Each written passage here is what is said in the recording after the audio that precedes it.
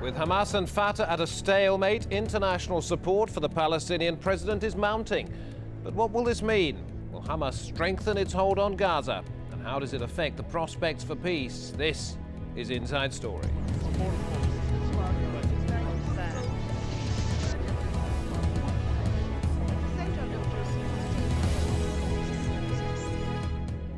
I'm David Foster. Can Hamas and Fatah ever make up their differences? And what does it mean for the prospects of peace?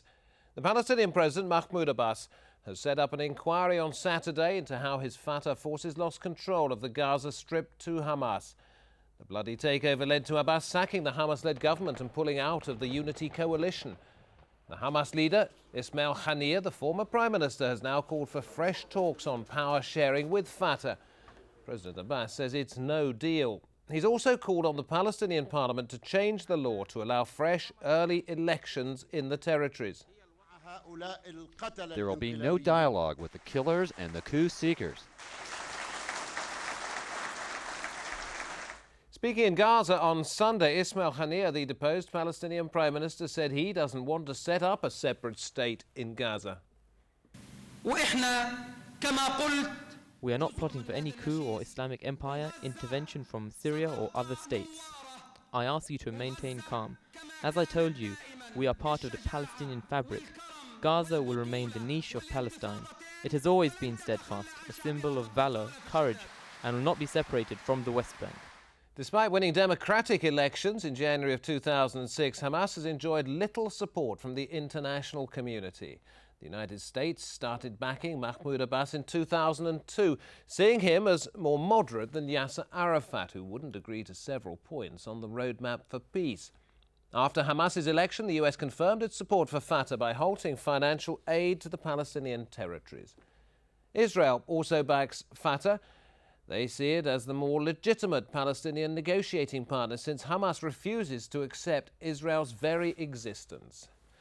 Well, following this latest crisis, Ehud Olmert, the Israeli Prime Minister, is moving to resume aid to Mr. Abbas's emergency government in order to bolster the Palestinian president and undercut Hamas. Mr. Abbas also enjoys European Union support.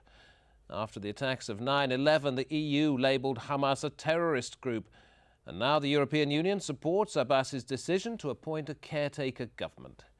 The Arab League supports the Palestinian resistance cause, but distances itself from directly supporting Hamas due to its close association with the Muslim Brotherhood. And Arab nations have condemned the latest fighting in Gaza, pledging their support for Abbas.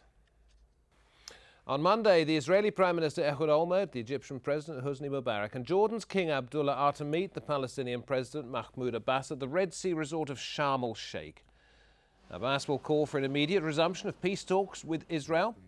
Prime Minister Olmert will release millions of dollars withheld from the Hamas-led government as part of a package of benefits to bolster President Abbas. And US officials have requested that Israel ease restrictions on Palestinian access and remove barriers, checkpoints and roadblocks near major Palestinian towns. But the deposed Palestinian Prime Minister Ismail Haniyeh said Monday's summit offers false hope.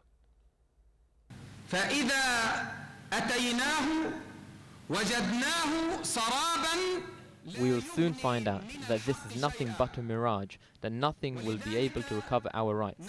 We would like to warn against any misleading efforts, namely the summit by Arabs, Israelis and Palestinians to deal with the situation in the Palestinian territories. This is a mirage. The Americans will not give us anything. The Israelis will not give us anything. Our rights, our land, our nation will not be recovered unless we remain steadfast and we continue our resistance. We're joined today by, from London, Dr. Azam Tamimi, an author and the director of the London-based Institute of Islamic Political Thought. From Tel Aviv, Daniel Ben-Simon, columnist at the Haaretz newspaper. And in Cairo, Ambassador Hassan Issa of the Israeli Department in the Egyptian Ministry of Foreign Affairs. Gentlemen, thank you very much for joining us tonight. Ambassador, can I ask you first of all, we often hear that somebody can win a battle but lose the war. Is that what's going to happen to Hamas? Yeah. And this is what already happened, and this is what has been happening for the last few months. Some said jokingly, Hamas kidnapped Gaza and Israel is kidnapping Hamas and Gaza together. They made the wrong move, illegitimate, and they are causing this situation, but it is not because of them, it is because of the interventions, whether regional interventions or Palestinian interventions. But the ultimate result is that there is a big blunder, and it is very difficult to rectify this mistake.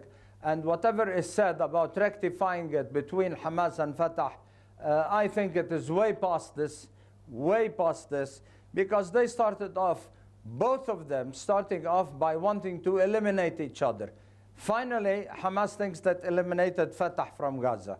I think Fatah is waiting now to eliminate Hamas. We are in a very difficult situation, and I see a very dark future. And they say there is no light in the tunnel. I don't see a tunnel at all.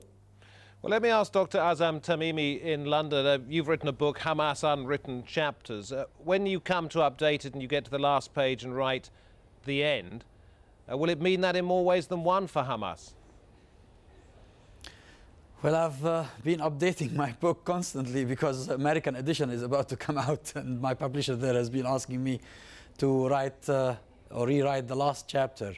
Now, it is, as the ambassador said, a very difficult situation, but it's a situation that has been augmented by the Egyptian position.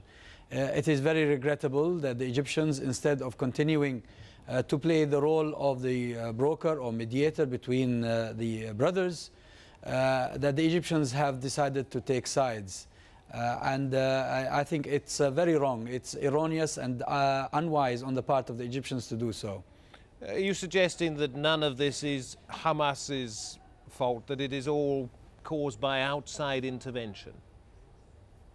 Well, Hamas was forced to self-defend. The security forces which claimed to work in the name of Fatah in the Gaza Strip were preparing to uproot Hamas. The Dayton Plan is well known. Arms were being brought into the Gaza Strip. Their men were being trained. The Americans were sanctioning funding. The lawlessness that continued was systematic. And the government, whether the first government or the second national unity government, were never allowed to function. And Hamas had to do what it did. But if you're saying that there was training from the West for Fatah, what about suggestions that Syria and Iran had both been training the Hamas fighters, and that was perhaps why they were so well prepared for what happened over the last 2 weeks? That's a very ridiculous claim, and it is only being claimed in order to justify what they're doing at the moment. The United States of America wants to put Hamas in the same camp of the evil as characterized by the Americans. Iran has no role to play in the entire Palestinian territory apart from providing financial assistance at some stage and sympathy. And this is something that all Muslims and Arabs feel are duty bound to do. Daniel bin Simon in Tel Aviv, you're a columnist on the Haaretz newspaper. Is there any way that you can see Israel at any point in the future, if Hamas changes its tack, dealing with that political group again, or is it just simply said, okay, that's it, we don't need to talk to them, we'll just deal with Fatah? That will be the biggest challenge of the decade if Israel changes its policy and says that, you know, it's time maybe to talk to the Hamas. I must say that the last events in the last 2-3 weeks have strengthened Israel's position that Hamas is not, you cannot have a dialogue with such organization. The pictures from Gaza have bolstered Israel's right wing and Israel's government to say that Hamas is out of the question. But I must say something about Israelis. Israelis are looking for security. If you guarantee security to the Israelis, they're ready to strike a deal. And I must say that if the Hamas shows in the next few months that it can really take full control of Gaza and will stop sending Qassam to Israel and will maybe have a deal about the soldier Gilad Shalit, Israelis maybe will ask themselves if the Hamas can control Gaza, can stop violence, can really deal with Israel, can do politics. Maybe it's time to talk to the strongest part of the Palestinians, the Hamas. But for the time being, the ball is on the Hamas field to show that they are not as they were seen in the last 2-3 weeks, people killing people, their own brothers, throwing them from the 18th or 16th century story building. And this is something that for the time being, Israelis are watching television, are watching what's happening from Gaza. 5 minutes from the border, Israeli localities are watching, and they are testing. So I think it's a 2-3 months test. If the Qassam, mainly the Qassam, will stop, and if as I said, things will happen, Israelis might change their view. Ambassador Issa in Cairo, let me just ask you this question. Why do you think Hamas is so keen on talking to Fatah when Fatah says there's nothing that it would want less at the moment than to have to talk to Hamas? This is just a maneuver, sir. This is just a maneuver from Hamas. Hamas doesn't really want to talk to Fatah. I was monitoring the elections in Gaza, the last elections in Gaza. Yes, I admit that Hamas offered Fatah to join in a coalition government, and it was Fatah that refused, which was a wrong and mistake. But later on, when Fatah opened to Hamas and started dealing with Hamas to form this coalition government, this is when Hamas started to back up and found out that authority is very useful and very profitable for Hamas. This is when they started causing problems.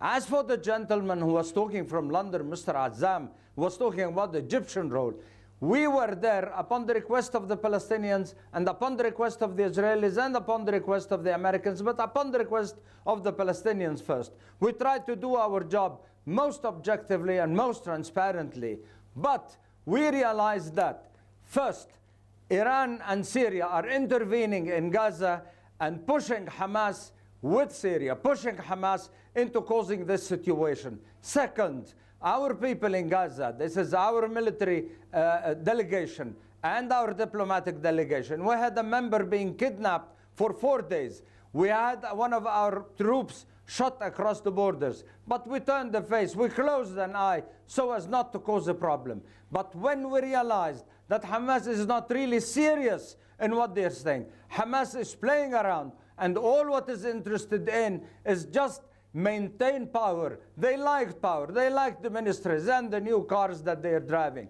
That is why they started playing words. And this is what is causing the problem now. And as long as there is this regional intervention, we are facing this situation. All right, I'm going to take a short break now. We'll continue the conversation in just a couple of minutes. And when we come back, we'll discuss the possible scenarios in the Palestinian territories if the situation deteriorates any further. Stay with us on Inside Story.